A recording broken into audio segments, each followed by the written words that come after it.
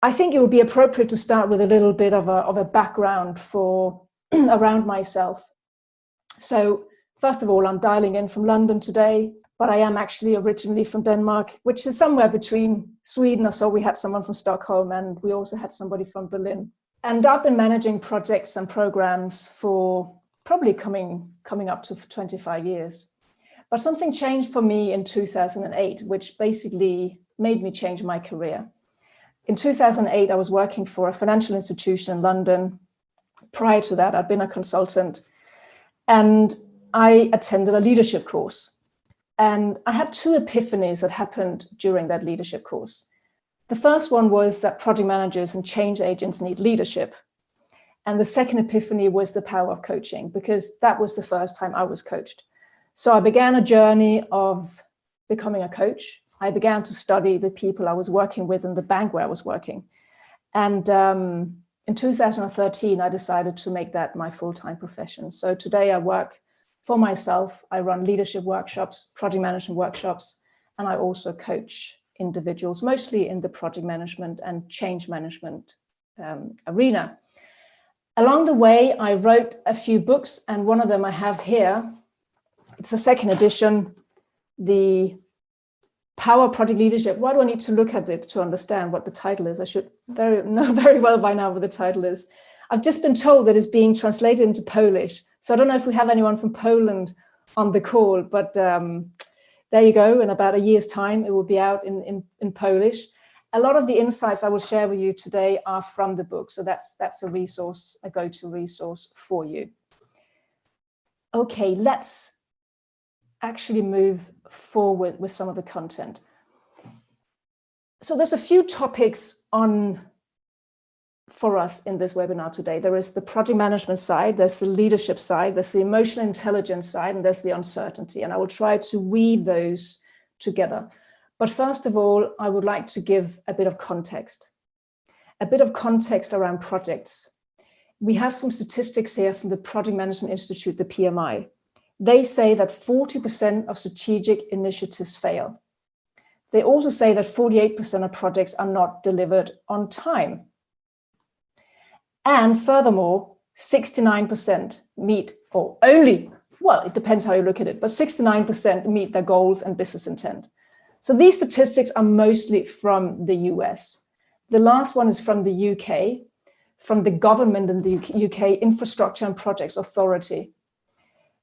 They're the ones that manage the big infrastructure projects in the UK, and they say that less than half had a green or amber green status. So I have for a while now, as some others have, been puzzling this question: why do projects continue to fail? And one of the reasons is that we have growing complexity and uncertainty. And the current situation, the current crisis is really just increasing that level of complexity and uncertainty. But even step back 2 months ago, before we had the virus, we have an increased amount of technological change. We have teams that connect remotely from various time zones, from various cultures. We have a world that's interconnected. And all of this we see now more and more in the current situation. We are definitely interconnected. If supply chain is interrupted in one part of the world, we feel it in the other. If there is a virus in China, we feel it in the rest of the world. So we are interconnected, and there is more and more uncertainty, more and more complexity. What that means is that in order to manage projects and situations with this level of complexity and uncertainty, we need leaders. And I will distinguish between managers and leaders, and that will become clearer as we go through this webinar. We explicitly need leaders who have a high level of emotional intelligence. And there's a very good reason for that. And the reason is that when we have leaders who can really tap into people's potential, they shift the burden of thinking from themselves to the team. Because in a world of uncertainty and complexity, I, as the manager and leader, cannot hold all the answers. That's like completely unrealistic. So the better I am at tapping in and understanding my own emotions and the emotions of my team, the better I am at empowering the team, at finding the answers from my team. We may not know what the answers are to uncertainty right now, but within the team, perhaps we can find a way forward. So that's really the premise that I will explore with you in this webinar. And first of all, just to clarify how I use the words management and leadership. I've put it up in a little bit of a black and white way here, or blue and green if you like, but that's really just to make my message a bit clearer. We have here on the management side, and the way I use the word is somebody who's very good with the task side, somebody who is more process oriented, somebody who's good perhaps also at giving directions. And you see Superman appearing here. And that's because on many projects and change initiatives, the hero project manager is very welcomed. We need somebody who can step in and save the day, save the projects, tell us what to do, direct the team, and get us out of this mess. And it's very convenient for senior managers to get that hero project manager in. That may be a person who does things in the right way, maybe somebody who's very cognitively intelligent. But the problem is that the hero project manager may be putting more burden on him or herself. They might feel that they need to find all the answers themselves, and that just doesn't leverage the team. So in contrast, I'm talking about leadership. I'm talking about somebody who is more people-oriented, somebody who is better at tapping in and connecting with the team. Not somebody who does things right, but who does the right things. And there is a big difference. So leadership is not about what I know as much as my attitudes and my behaviors. Because with the right attitudes and behaviors, I can tap into the team. Because the world is changing so quickly, again, that to rely on my knowledge is not the right way forward. It won't help me to manage complexity and uncertainty. I need some knowledge, for sure, but I don't need to continuously rely on my own knowledge to be on top. And I'm not criticizing management here. I want to make that clear. We actually need management to deliver our projects. But we need, the more complexity and uncertainty we have, the more weight we need to put on the leadership side. And unfortunately, in the work I do, I see many change managers and project managers they're missing this green part. So that's what we want to put emphasis on. And what you can see here, the third last bullet, is the emotional intelligence. For me, that's one of the big differences between management and leadership. So that's what we'll unpack now. What is it really how can we use, what is emotional intelligence, and how can it help me to lead through uncertainty? First of all, I would like to engage you a little bit with some questions here. You can type in your answers in the chat box. I'll give you a moment to read through these 4 statements and just type in the chat box which one or which ones you feel are correct.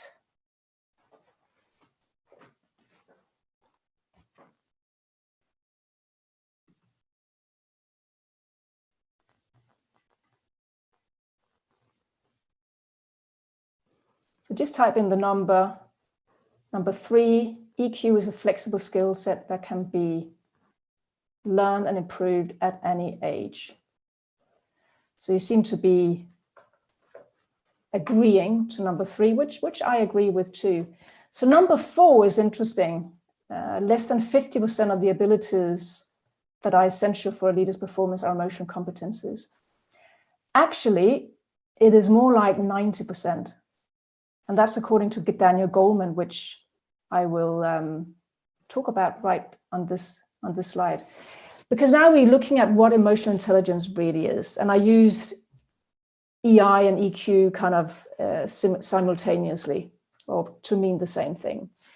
If you look at the definition, then emotional intelligence is the capacity to be aware of, control and express one's emotions, and to handle interpersonal relationships judiciously and empathetically. So it really means that I'm able to, there's two sides to this. There is really my own emotions, and then there are the emotions of others. These are two sides that we will explore in more detail. And we really have to mention Daniel Goleman here, because he in many ways is accredited with being the father of emotional intelligence because of his book. He was one of the first writers to publicize really what it meant. And what he's saying and what he found and shares in the book is that over 90% of the abilities that are essential for a leader's performance are emotional competences. For people who are non-leaders, it's less than that. He uses the word about the number about 60%. So the more you move into the leadership space, the more your emotional competences are important. And that's because the more you move into the leadership space, the more it's about people.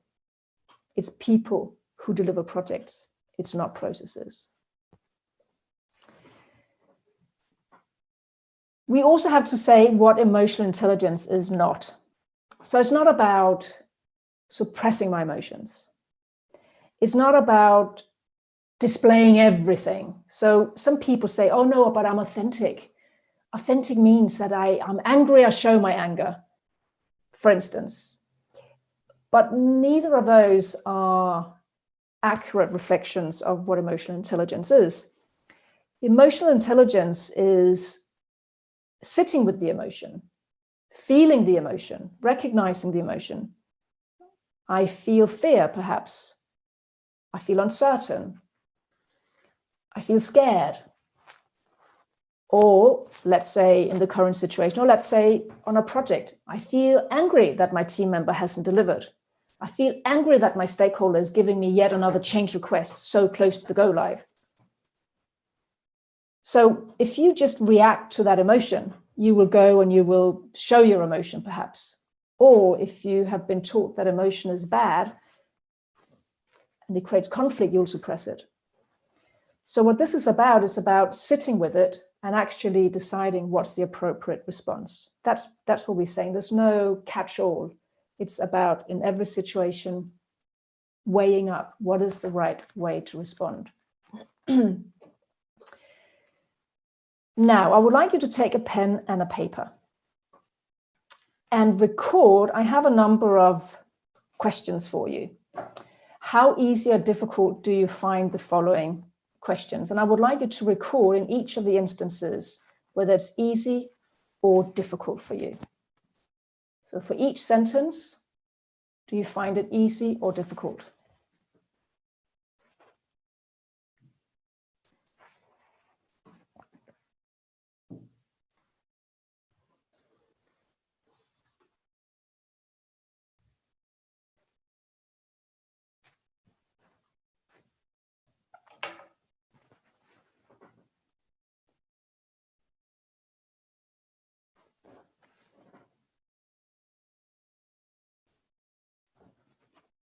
And when you have recorded your answers, perhaps you can use the chat box to share some of the situations that you do find the most difficult.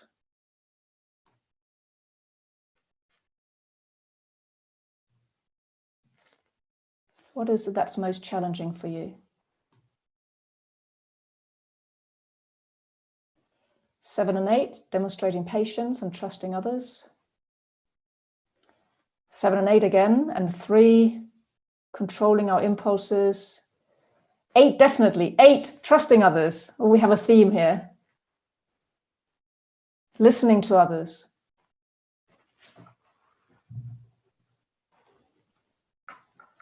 7 and 8. 5, understanding people's underlying feelings. 3, 8, and 4, controlling impulses, trusting others, appearing calm in the face of pressure. We have 1? So nobody finds number 1 challenging, or so much number 2. 3, 6, and 8. 8 is a big one. 5 to 8. Okay, so it's the bottom ones that you find more challenging.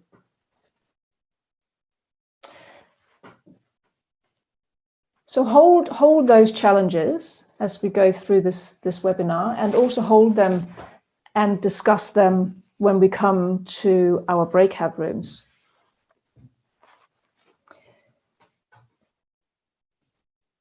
So the other thing I would say is, it sounds like most of you have a balance here, but if you find everything easy on this list, probably you're in denial, probably need to ask for feedback from somebody. And if you find everything difficult, perhaps you're being too hard on yourself. So, but it sounds like most of you had a few numbers. So perhaps we have very realistic people on the call today. Okay, I will go through the 4 pillars of emotional intelligence. And you see the first 2 columns here, the first 2 pillars, they're about self. They're about me looking inwards, understanding my own emotions and managing them. And the last 2 pillars with the light blue, that's more what I do outwardly. But before we can lead others, we really need to lead ourselves and understand our own emotions. So the first one is about self-awareness, noticing how I feel. And it might be a weird thing to say because you live with yourself, you are yourself. So presumably you know what you are feeling. But many of us go through, maybe not life, but we go through a day without really checking in. How am I feeling? Because maybe we think that it's bad to feel in a certain way, and we just do things to not feel. That's also quite common. So what can you do to notice and to become more self-aware and to notice how you're feeling? Well, actually, getting feedback and asking for feedback can help you to create more self-awareness if you have some blind spots. But on a more day-to-day basis, in terms of checking in with yourself, you can begin to reflect. And some people find it useful to journal. So journaling means that at the end of the day, you write down what happened for you during that day. So what happened? How did you react or respond? So I use those 2 words differently. React, I use that word as when we are unconscious, not completely unconscious, but we react from an instinctual point of view. So you get angry and you just say, you show your anger to the team member without even thinking about it. Respond, I use that word in a conscious way. So you stop, you pause, you reflect, and you choose your response. So when you journal, you can note down, how did I react or respond during the day? Don't be too hard on yourself. You can do that with compassion and with curiosity, just inviting things in. And that's the other thing, noticing what's going on for you, noticing your emotions, is not to have any judgment. It is not wrong to feel anger. It is not wrong to feel afraid. It is not wrong to feel sad. It just is an emotion. So that's the first step, is being able to sit with your emotion and becoming more aware of it. And coaching can help you also to become aware, because it's like holding up a mirror in front of you. Okay, let's move to self-management. So this is how you go from reacting to responding, how you can begin to choose your responses. And I think the current circumstances are interesting, because looking at what's happening at the moment, I know that some people feel overwhelmed or perhaps even a bit fearful, or they have felt a bit fearful with the coronavirus situation. And please feel free to share in the chat box too, if any of you at any point in the last 2 or 3 weeks perhaps have felt overwhelmed or worried or out of control, or whatever, anxious, whatever some of those emotions might be that have come up in you. So please feel free to share in the chat box whatever you have experienced.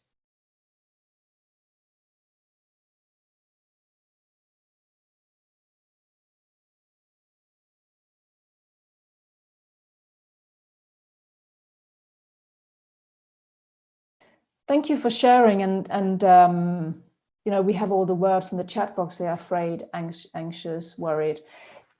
Because when something like this happens, which is a crisis, and lives are being changed, that's what happens. Many of us will feel those feelings, because it's a human need to feel safe. The need for safety is a human need. We need to feel safe, secure, certain that our paycheck will come, that we have a job, that we want to know when we're going to go on holiday. We like that certainty. That's how we wired. We stick together, and we make our nests, and animals are the same. You know, we need to survive. It's our most rudimentary instinct, probably, is survival, and we need to feel safe. When we feel safe, you know, we can begin to relax. So at this moment of crisis, that very instinctive part of our brain is being triggered, which is actually the fight or flight. So what do you do with that self-management? What do? You can keep telling yourself, my income is you know, my a big part of my business is being taken away from me at the moment, is not happening. My clients are canceling. My company are laying people off, whatever that is, or I'm worried about my relatives. That's also elderly parents. That's also a big one to worry about. So we have a choice here. Those things are true. It may be true that there's loss of income. It may be true that there's health concerns. We're not debating that. What we're saying is, how can I begin to work with those emotions? And this is where we have to recognize that the brain has that instinctual part of it, where the fear sits or the anger sits. And the way to get out of that loop of being triggered, of feeling those feelings, is actually, one of the ways can be to just breathe really deeply and to be with that emotion. It's not wrong. Because oftentimes we want to put it away, but we don't want to feel it because it's uncomfortable. But actually, it's a bit counterintuitive to go into it and just to feel it and to name it. The other day, there was something that really triggered me, and I just sat here and I just named my emotions, and I named it anger. Yes, I feel anger. Sadness. I feel sadness. There was no fear in that scenario, but actually naming it, because your emotions want to be heard. So the first step is acknowledging it. And when you breathe into it, something else happens. When you breathe, you're better able to come back to the front part of your brain, which is that frontal lobe, where our logic sits, where you actually don't think so much about just the instinctual responses. So that is a way that we can begin to work with our self-management, and it is a lifelong process. Let's move forward with the social awareness. So this is what we do and how we focus on other people. This is about empathizing with others, and empathy is often what we think about with emotional intelligence. So how can we begin to build empathy? It's about really connecting with others, really being present with others, being curious, and trying to walk in somebody else's shoes. That's often the phrase we use when it comes to empathy, trying to walk in somebody else's shoes. You won't be able to walk in your team member's shoes or in your stakeholders' shoes, but you can try to by asking them questions, what is going on for them, by being curious. And this takes time. When we're on a deadline and we have something to deliver, oftentimes we don't stop. We don't take that time to really connect. And the last pillar here of emotional intelligence is building trust and relationships. And this is what many of you said was a bit challenging. How do we build trust? Well, we use those insights from the first three pillars, your own insight about your own emotions, and recognizing perhaps that actually maybe you're feeling fear. If you don't trust somebody, what is it? Is it fear? Is it anger? What's in your way of trusting somebody? And through inquiry, you begin to build trust, to build relationships. The relationship comes before the trust. So first you have to build the relationship, to spend time together, to ask questions, to be inclusive when it comes to the whole team, bringing everybody together. So what I would like to do now is put some of this into context of project management before we go into our breakout rooms. And I want to share something about what Google found when they studied high-performing teams. Because Google have a lot of teams, and they have a whole project team allocated to studying high-performing teams, well, studying their teams. And they looked at all their teams, and they looked at why some of them were better performing. They looked at, was it due to salary? Was it due to people being friends outside work? Was it due to flexible hours? What was it? And they couldn't find a correlation between any of these factors. But what they could see was that high-performing teams were behaving differently. They were acting differently. So high-performing teams, actually, when you observed them, you found that everybody was communicating equally with everybody. So it wasn't just 3 out of 6 or 7 team members who were doing most of the talking, most of the decision-making, most of the work. Everybody was contributing in roughly equal measures. The team at Google took a step back and they thought, well, what is causing this? How come that we have situations where everybody's contributing? And they found something called psychological safety. And psychological safety means that everybody is safe enough to step forward and to share. And then they thought, okay, but how do we create psychological safety? And they found that the project leader, the manager or the leader of the team, was socially sensitive to others. What does it mean? It means that when some people are introverted and they don't really contribute much, the leader has enough social sensitivity to invite them in. So at the end of the meeting, for instance, I might ask, Joe, you haven't said so much today.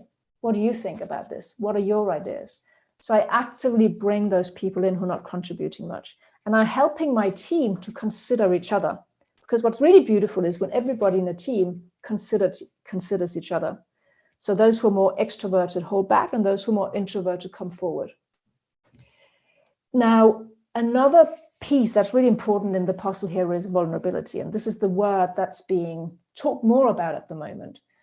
Because if I, as a leader, we come back to the superhero, if I'm the superhero who believes that I have all the answers, I don't show vulnerability because I have all the ideas. What that means is I alienate my team. But if I do the opposite, if I say to people, you know what, I've made mistakes too. Or if I say, you know what, I don't know the answer to this, to uncertainty, to complexity. I don't know the answer. Together we'll find the answer. What do you think? Then I give people permission to be who they are, to show who they are, and to contribute with what they've got. And for this to happen, for sure, emotional intelligence goes through all of these items on the screen right now.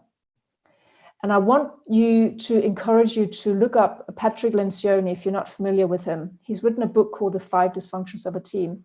And there's a really good YouTube video online. It's from a few years back. He was in Royal Albert Hall in London. It's about 40-minute long recording where he talks about actually vulnerability-based trust in the team for being the very foundation on which we build performance. And considering that many of you said that trust was something that you were a little bit challenged on, it could be a really good video for you to watch. Okay, a little bit more about fear and uncertainty and how we address that as leaders. So if you have people in your teams who are fearful because they don't know if they're going to be laid off, maybe they are uncertain because of a project goal. Maybe it's got nothing to do with the current circumstances. Maybe there's just a lot of uncertainty about the project and the direction. Or maybe it's about which projects are going to be cancelled and which are not. The worst thing you can do is to just say to them, oh, it'll be fine, don't worry about it. That's not going to make them not worry.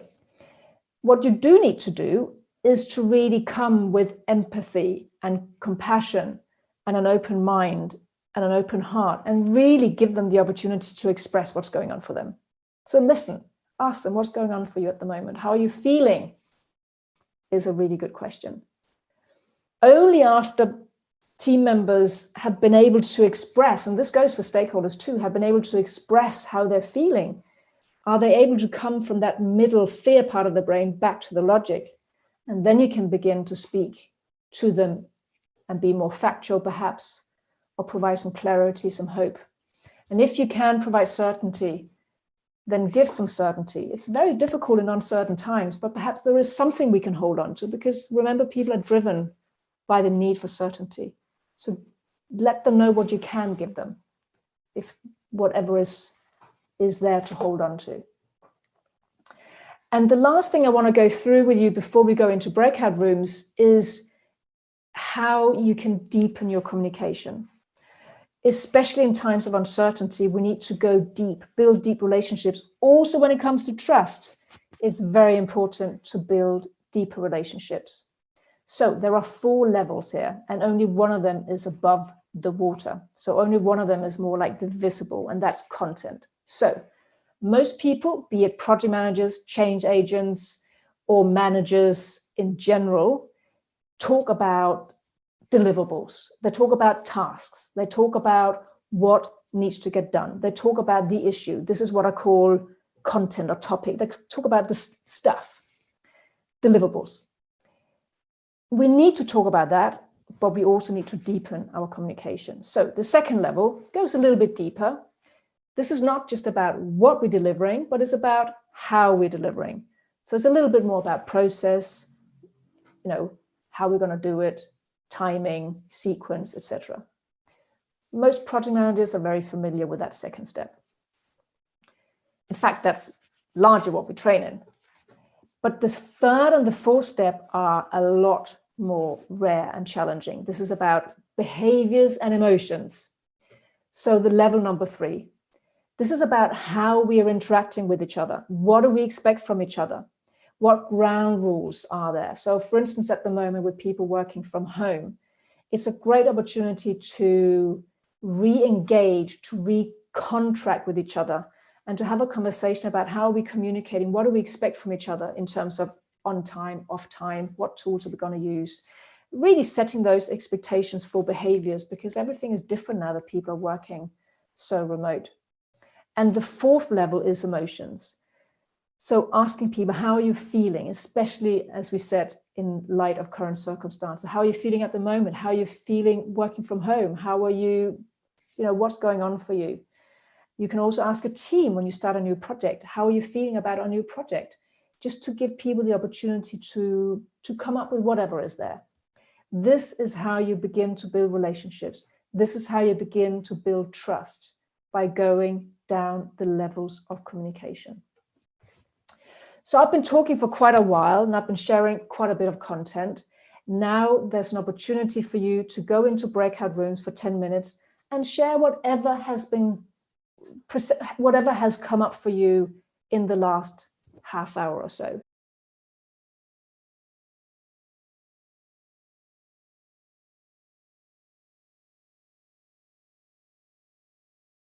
What actually happens when we get to ultra high performing teams, it's almost like the leader steps away, and actually it becomes the leader can be anyone in the team, so everybody steps forward at the time when leadership is required. That's something I think that takes a while to get to, because it means that we all know each other very well, we all trust each other very well, we have all of these conversations, we use all of these levels on the screen. And also what happens, because it takes more to create high performance, is that we share each other's goals, not just work goals, but private goals. We become interested in each other. If somebody wants to run a marathon, the team supports them. If somebody wants to lose weight, the team supports them. That becomes like that unit where everybody can take turns in leading.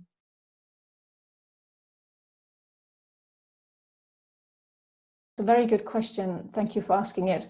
So company cultures differ, as you rightly said, and team cultures differ. So the culture of one team that's working really well and a new person joins may be completely different to another team where a new person joins. In both situations, it's a joint responsibility to create that trust and to make it happen. So I would say, ideally, if you're joining a team where they're emotionally quite clued up, then you would, in the best scenarios, see them being curious about who you are, inviting you in, asking you about your experiences, and being really open towards you. And you would do the same with them. They don't take a step towards you. You need to take a step towards them and ask them, tell me more about who you are. How long have you been here? What do you enjoy doing? Just really getting to know people at a personal level. And then if it comes natural and you integrate well, perfect. If you don't integrate well and you feel actually they're not including me or whatever it is, perhaps then it's beginning to go down to the third level interactions and saying, perhaps to the project leader or to the one you're working for, I wonder if we could talk about kind of what you expect from me, and then maybe what we can have that dialogue about what we expect from each other. It's not the usual conversation people have, but I think it's very necessary. One of the best questions that you can ask, and that goes for everybody on this call, your clients, is how would you like me to communicate with you? How would you like me to communicate setbacks to you? Or even if you join a new team, how would you like me to communicate my work progress to you? Because in that way, you're much more likely to align with whatever is expected. And then hopefully the tables will turn and it becomes a two-way conversation also about what you expect from them. I just have 2 more slides left. And then if you have questions in the meantime, please put them in the chat box and we will then look at questions. Really drop your superhero mentality if you have any of that left. The idea that we know all the answers when we live in an uncertain world is just not realistic. This is sharing some content here from Liz Wiseman, who wrote the book Multipliers, and perhaps some of you are familiar with the book. It's a few years old now. She talks about 2 different types of leaders, a diminisher and a multiplier. A diminisher in many ways is the negative superhero, the person who even is a little bit arrogant, who believes that he's the smartest person in the room, who gives direction, and who doesn't leave space for others to think through challenges. Whereas the multiplier is somebody who makes people feel smarter than they are. So somebody who multiplies the smarts of others. So this person will coach, teach, ask questions. They will still be very, very demanding. They'll say, this is what we need to get to. How do we do that? So they're asking the difficult and the challenging questions of the team, but they very much create a safe environment to do that. This really is what we have been talking about so far. And they don't put themselves in the center. They put the team in the center. So what are some of the questions that you can ask? Well, here are just some examples. What's on your mind? Always a good one. What are we not seeing that's new or different? How do we better access our knowledge and creativity? What's working well for other teams that we can replicate? What other opportunities are there? I think especially in this time, we can get so caught up with the threats that are present to us. But with every risk, there is a threat and an opportunity. Are we seeing the opportunities? Currently, I can tell you in my situation, because I run a lot of workshops, almost all of my work has been cancelled. And I even do a lot of online coaching for some big clients. And I thought, fantastic, we can still do online coaching. No, because they're in the construction industry and it's not going well. So they've cancelled all learning and development. So I was running another big program with a big oil and gas firm in Indonesia remotely. And I thought, great, we can continue that. It's remote. No, because the oil price has crashed. It's the lowest, I think, for over several decades. So actually, personally, my diary is completely blank, like I think, for at least 6 weeks. And it could go on for longer. But I choose to see the opportunity. Because what, am I going to sit and worry about an empty diary? No, I will see the opportunity, learn, connect, ground myself, relax, whatever all these opportunities that are present to us. And the same goes for a team. What are we not seeing? What are the opportunities to us? That's what good leaders will ask also in times of uncertainty. And these what if questions, the last 2 questions here, they're kind of magical. What if? What if somebody said to you, you don't have to work for 6 weeks and you can do whatever you want apart from going outside? What if we had no constraints? What if we could start all over? What would we do then? So play with these questions with your team and see if it begins to unlock some potential.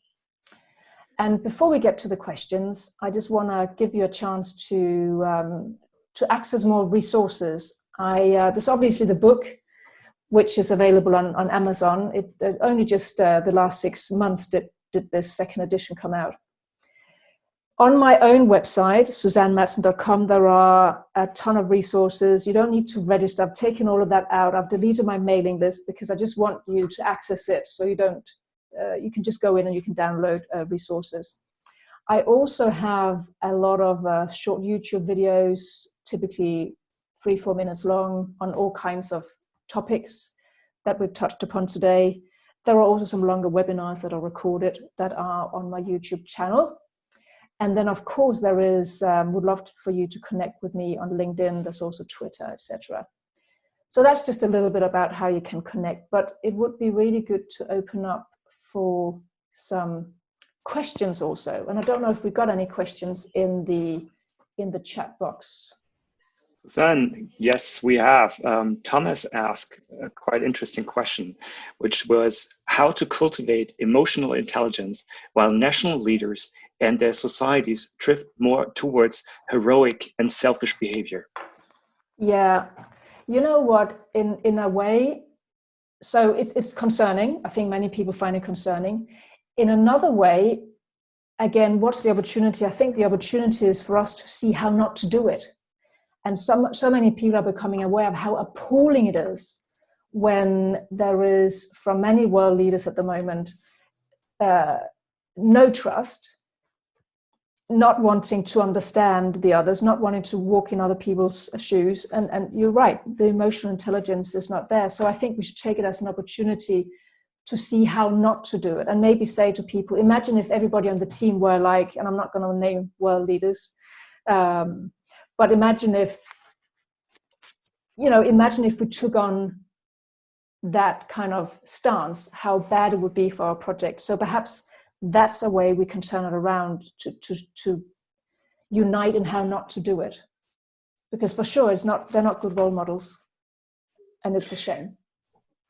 Another question that came is from Emmanuel. Emmanuel, I hope I pronounce your name correctly, which is, how can you address a situation when a colleague does not want to work with a more innovative way and tools, presumably like using emotional intelligence?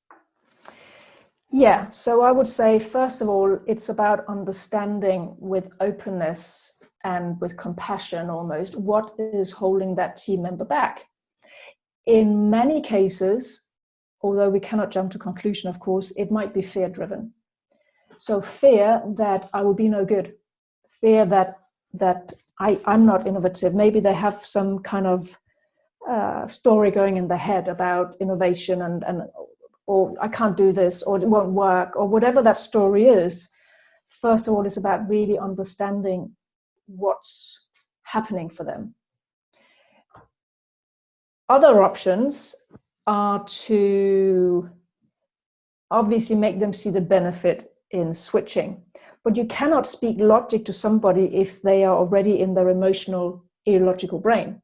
That's why first you have to listen to them, really understand them, make sure that they get all the emotions off their chest. Then you can begin to share a little bit more rationally what the benefits are by shifting. A last resort, which isn't so nice, but it's to create what we call a burning platform. So you make that person feel so uncomfortable where they are because everybody is over there innovating.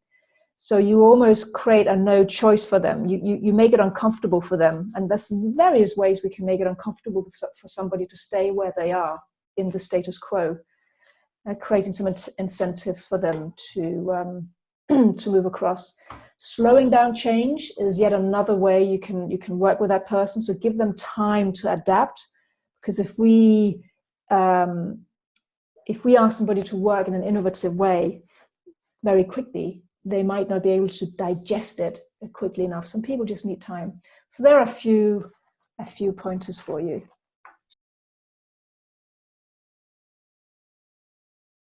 Yes, and I think this is where team building comes in. And there are various ways we can do team building. And it's an ongoing process. It doesn't just happen.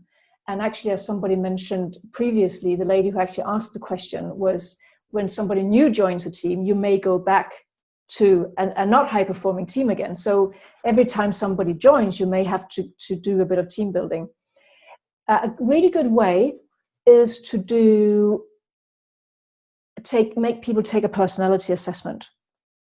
So there are a number of them around. There is, I think, Gallup, they've got the Strength Finder. There is Insights, they've got a version of the DISC personality profiling.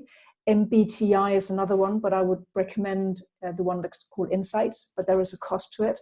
And you probably need a kind of a professional facilitator to come and work you through it. What these profiling tools do is that they focus on what somebody is good at. They focus on what somebody's personality traits are. So whether I'm more of a structured person, whether I'm more of an outgoing person, whether I'm more of a more like task-oriented person, or more of an empathetic person. And when the whole team goes through something like that with, let's say, an external facilitator, where there's no judgment, we're just looking at who we are, it opens up conversations for how we can accept each other, how we can work with each other, how we are, how we can get better at communicating so that we cater for each other's needs. So that's a really beautiful way to do it. And then you have otherwise traditional, more like traditional team building exercises where people do something together. But a third thing I would definitely mention is sit down and agree ground rules. When you start a new project, and do it regularly with a project team, what are our ground rules? What do we expect from each other? I briefly mentioned it before. How are we going to communicate with each other? How are we going to do team meetings? What are we going to do if somebody turns up 5 minutes late, 10 minutes late for a meeting? Is that okay? What do we do about if somebody doesn't feel good? Do we want to talk about it together? What do we do when somebody sends an email at 9 p.m.? Am I expected to answer it? So really sitting down and agreeing what we expect from each other is something that is, I think, a cornerstone to high-performing teams.